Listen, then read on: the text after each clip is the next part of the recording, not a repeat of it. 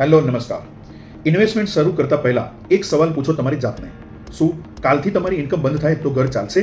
જો જવાબ ના છે તો તમે ઇન્વેસ્ટમેન્ટ નહીં ગેમ્બલિંગ કરી રહ્યા છો. રૂલ નંબર 1, ઇમરજન્સી ફંડ પહેલા 6 મહિનાના ખર્ચ તૈયાર કરો.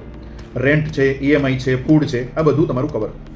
સેવિંગ એકાઉન્ટમાં રાખો. મિનિમમ તમારે ઇન્સ્ટન્ટ એક્સેસ થાય તેવી રીતે રાખવાનું, કારણ ઇમરજન્સી વોર્નિંગ આપતી નથી.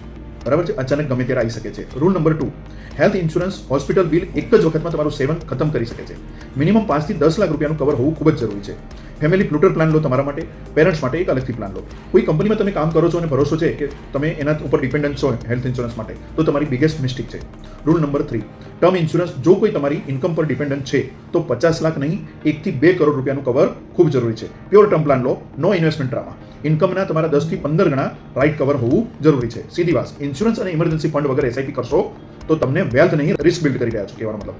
સ્માર્ટ લોકો પહેલા પ્રોટેક્શન બનાવે છે, પછી ઇન્વેસ્ટમેન્ટ કરે છે. કમિટ કરો પ્લાન. હું તમને પ્રોપર સ્ટ્રક્ચર આપીશ, એ પ્રમાણે તમે પ્લાન કરશો તો ચોક્કસથી તમને બેનિફિટ થશે. ખૂબ ખૂબ આભાર. This video is created by J&D Investment Center for educational and informational purposes only.